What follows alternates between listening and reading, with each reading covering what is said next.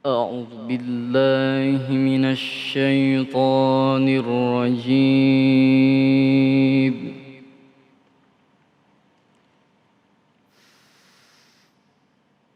بسم الله الرحمن الرحيم.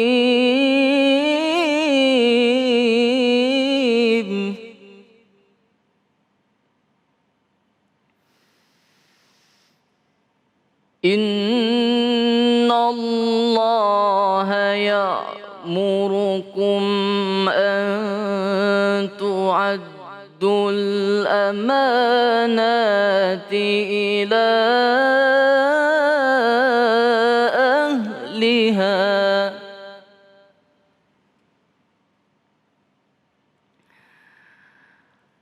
وإذا حكمتم بين الناس أن تحكموا بالعدل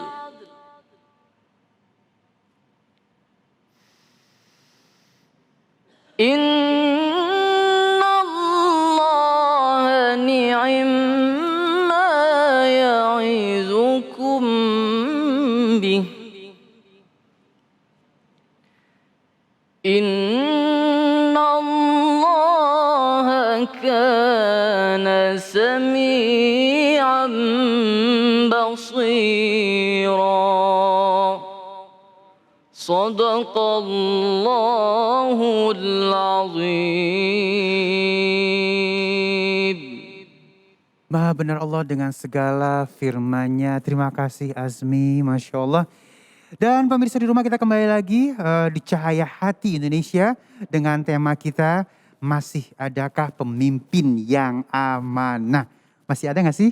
Ada insya Allah ya. Bersama guru kita yang dimuliakan Allah Subhanahu Wa Taala, Al-Habib Nabil Al-Musawa. Allahumma salli ala Sayyidina Muhammad.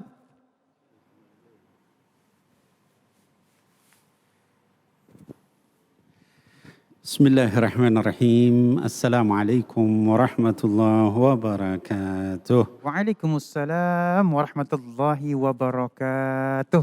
Alhamdulillahilladzi allafa baina qulubina fa asbahna bi ni'matihi ikhwana wa kunna ala syafa hufrah minan nar fa anqadhana Allahu minha insyaallah. Nashhadu an la ilaha illallah wahdahu la syarika lah wa nashhadu anna Muhammadan abduhu wa rasuluh la nabiyya ba'dah.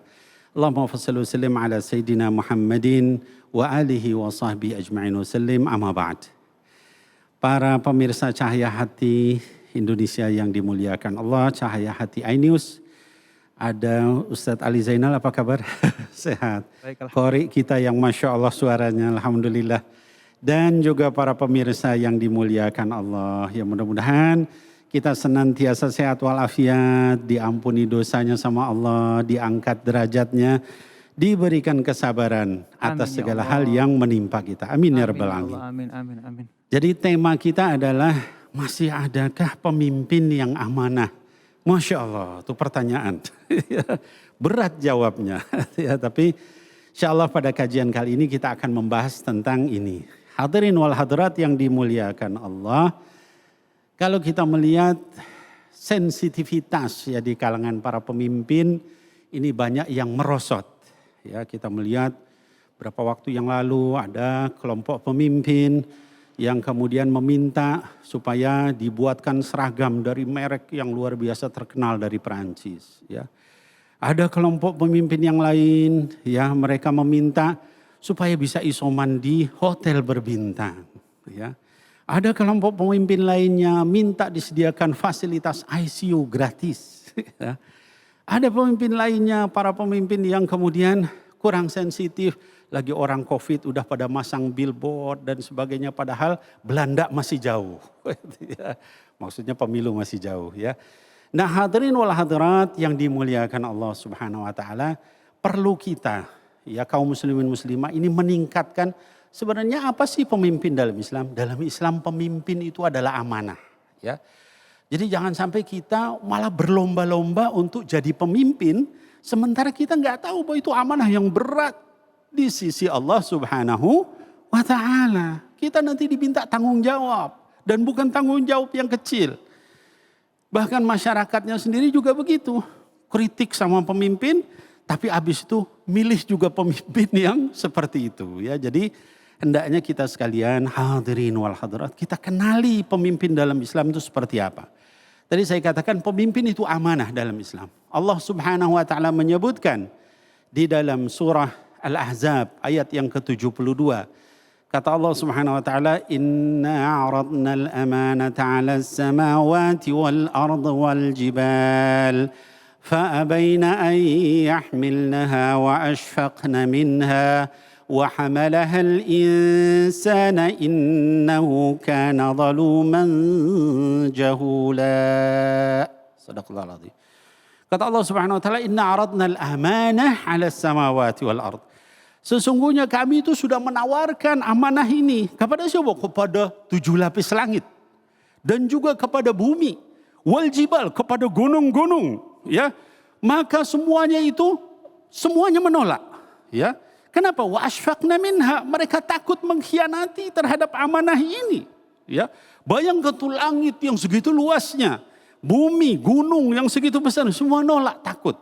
Ya. Maka kata Allah, wa hamalahal insan, lalu amanah itu diterima oleh manusia. Innahu kana zaluman jahula. Sesungguhnya manusia itu zalum. Zalum itu sighah mubalaghah dari zulum, ya. Zulum itu zalim, ya. Kalau zalum artinya sangat zalim manusia itu, ya. Kemudian jahul itu juga sighah mubalaghah dari jahl. Artinya bodoh, bukan hanya bodoh tapi jahula, sangat bodoh.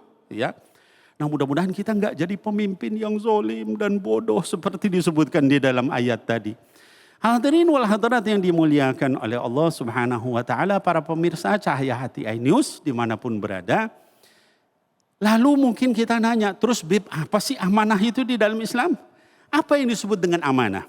Hadirin wal hadirat, kalau kita memahami ya di dalam bahasa Arab, al-amanah itu maknain, ada 2 makna.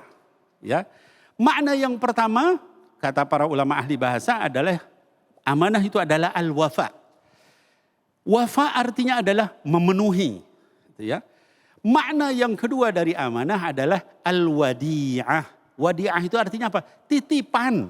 Ya. Bukan milik. Jadi begitu Ustaz Ali. Jadi jangan dianggap ini milik saya, ini kekuasaan ini punya saya.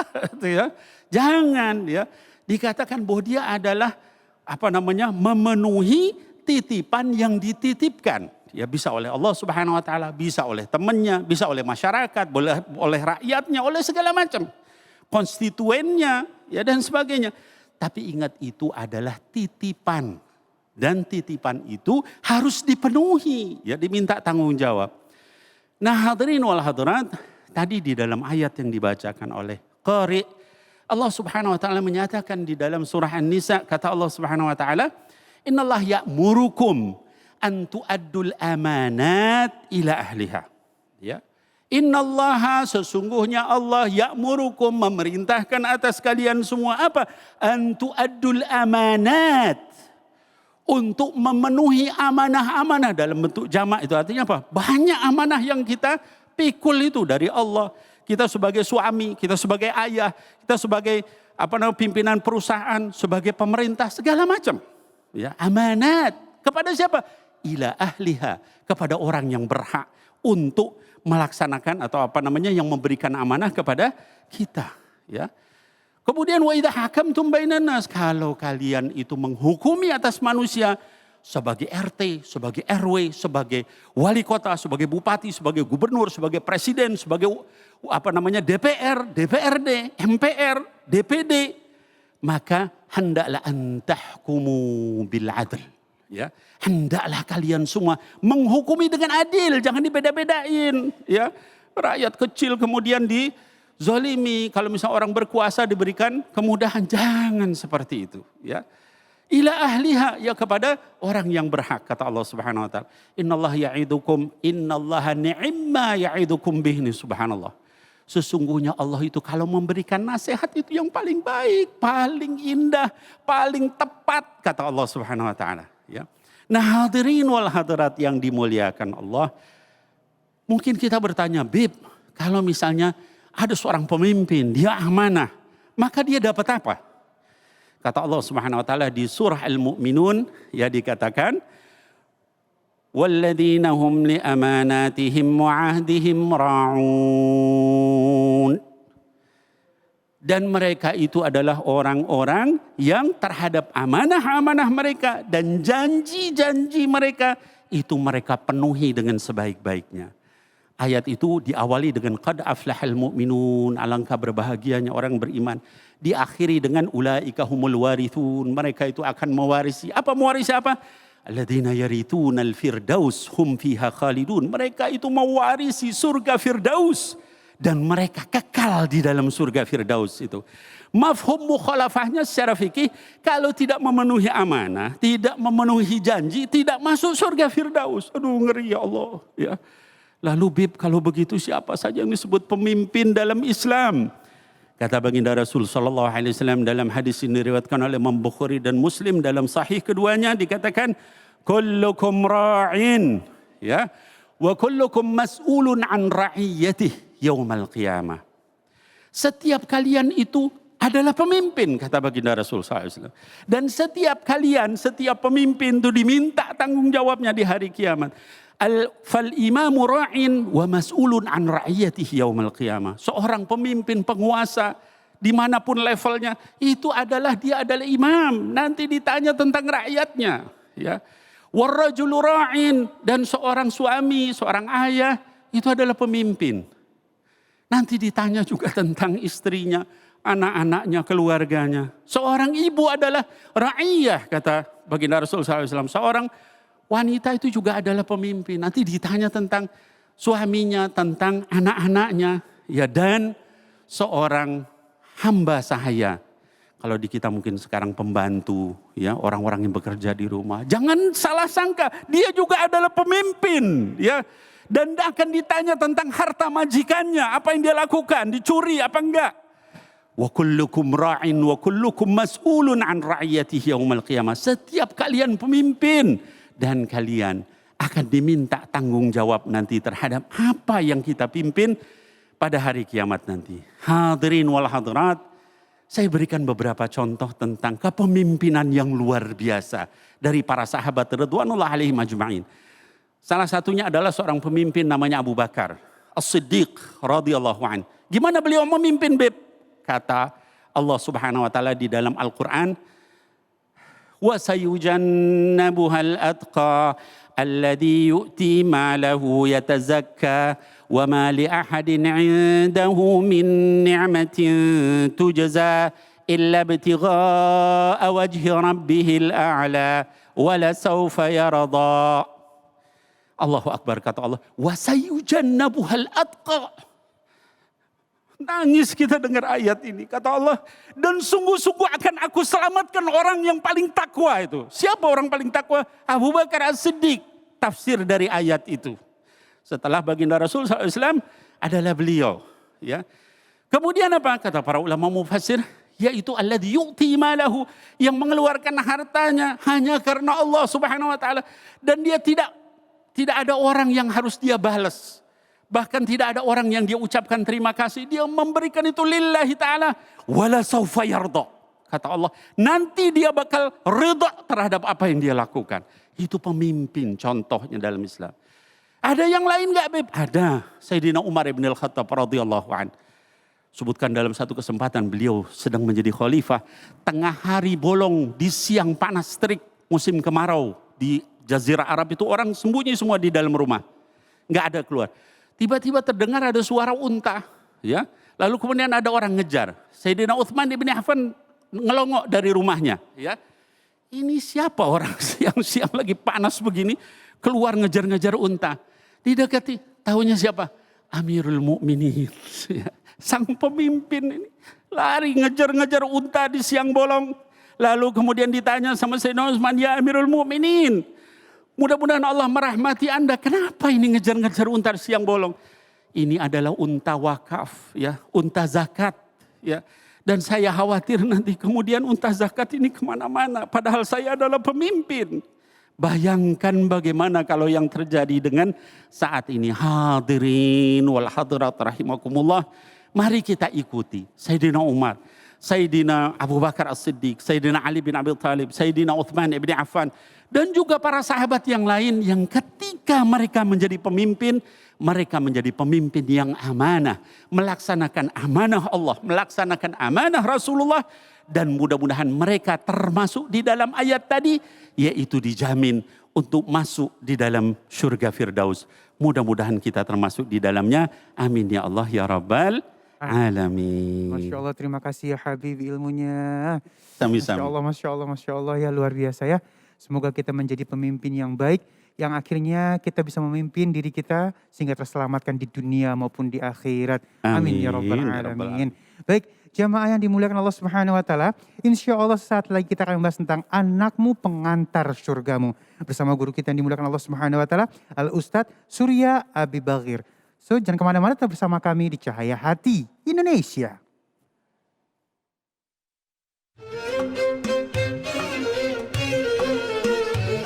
Begitu banyak bangunan-bangunan peninggalan sejarah Islam yang tersebar di seluruh dunia.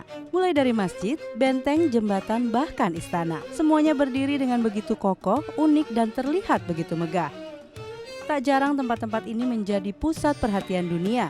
Masing-masing dari bangunan itu pun ternyata memiliki cerita tersendiri. Bahkan beberapa di antaranya menjadi situs warisan dunia. Sekarang mari kita cari tahu seperti apa bangunan yang megah selama peradaban Islam ini bersama Cahaya Hati Indonesia.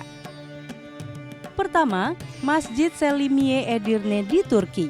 Masjid Selimiye didirikan pada tahun 1568 hingga 1574 oleh seorang arsitek bernama Mimar Sinan.